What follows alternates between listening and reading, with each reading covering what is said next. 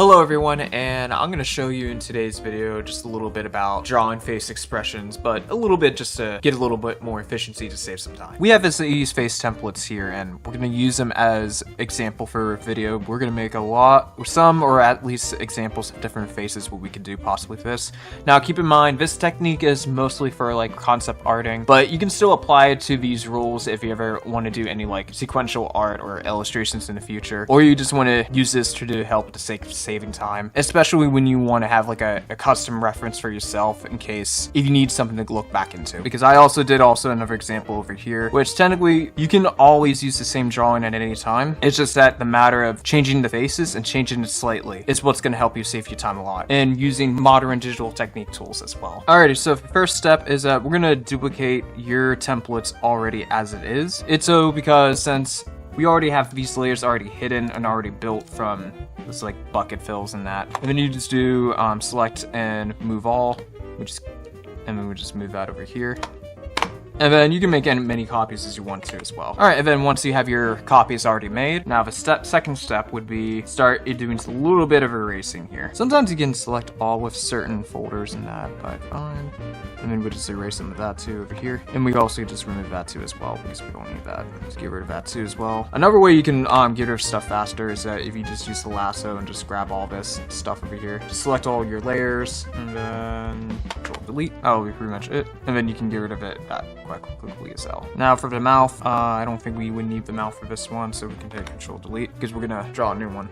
Leave the eyes as it is because we'll still do edits, but it will be like a very quick way. Because I like to do is now just to like create a new layer for that thing. So whenever we have our new layer, we can have our drawing just laid out like that. And then pretty much, if you want to, you can just like move the eyebrows over here. You can do stuff like that crazy. Just draw over it if you want to. But if you want her eyes to be like a little bit relaxed or anything, you can always just like lay it down like this. Maybe we need to get like her face to be like a little bit like common, or just like a boredom face, like, oh, I'm bored, or to maybe have like a little bit snoring going on. So I always put the line like pivot over here and stuff like that. And then we can do something like this, just draw it over here, and then we'll just have another eyebrow. I always keep the eyebrows like simple shapes and stuff like that. It does make things easier when you draw things out. And then what you're gonna do next is that we're gonna select what we have over here from this layer of our line work over here, since now we have separate layers for that. And then I also will show you like an alternate way too as well. All right, we'll just hit delete. You can also hit select over here. And then sometimes if you ever get this like weird space void or anything, we can just add that, fix that with Hatchet with a white fill, because sometimes whenever you fill bucket in Clip Studio, you may get something like that. Fill that up in here. And sometimes you can really just like leave that out. And now we're just gonna move this eye over here a bit down forwards over here. So some sort of stretch going on. It looks a bit more believable. And then you can just coloring, get rid of that extra spots over here. And then we can go ahead and merge these two together like that. And then I can just add my fill over here. And we can just box that out around. And then if you want, you can add some textures around here too. And then we'll go back over here. And then we'll add the face. And you can just draw a face like that. Usually all faces has like this little minor curve and stuff like that. Now if you want, you could use references and stuff like that. It's up to you, but I still recommend if that stuff like that to help to get an idea, so you can read certain things about like the muscles of your faces that you draw. But most likely for cartoons, you can get away with certain things by stretching the expressions out of it. And then there you go, you would end up getting like one face like that too as well. And then all we have to do is just do this, hit Alt over here, and then G fill. And then whenever we do that, we can hit set references layer. And there you go, you got like one face. Now say for example on this other one, what we want to do, if we want to like stretch the face out a bit much more faster, we can always use the liquefy tool as well.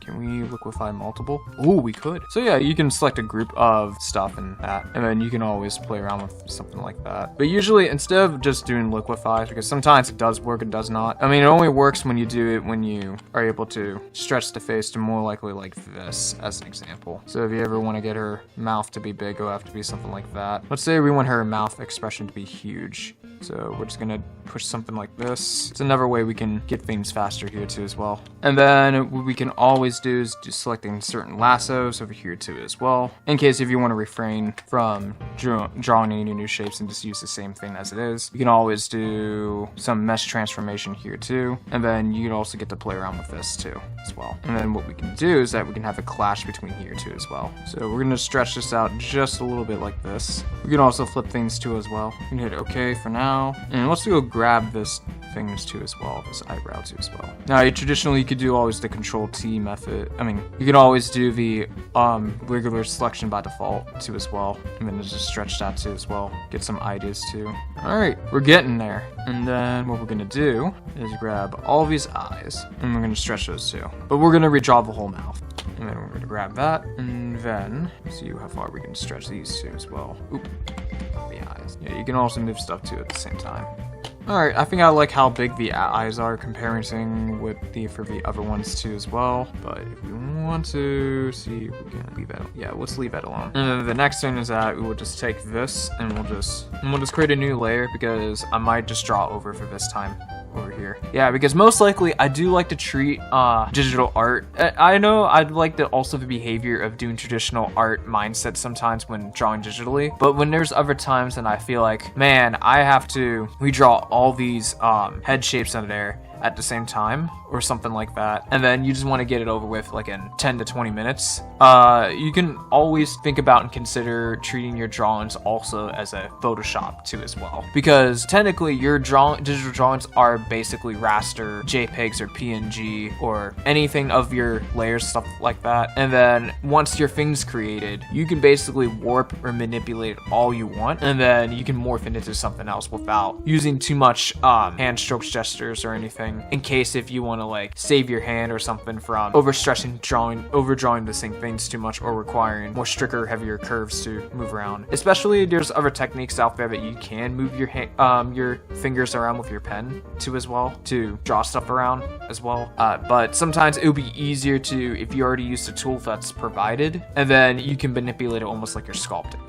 And then now I'll just traditionally draw the mouth for this scenario. So I think I would have something more like, let's show her like screaming moment here. Maybe she has her like a more like a petrified face going on. And then usually for teeth, I would just hand draw that too as well. Now usually for teeth, I like to think about a little bit how 3D sometimes teeth can be. But if you Google sometimes with teeth can have like very complex small shapes within shapes. But overall, sometimes I kind of like to leap the gums into my style. And what we'll do is that I think I'll Control T, do this, do a little bit of stretching here. Now keep in mind, anytime when you're drawing, you should never use the eraser tool or the Control Z as to constantly undo just to get it perfect.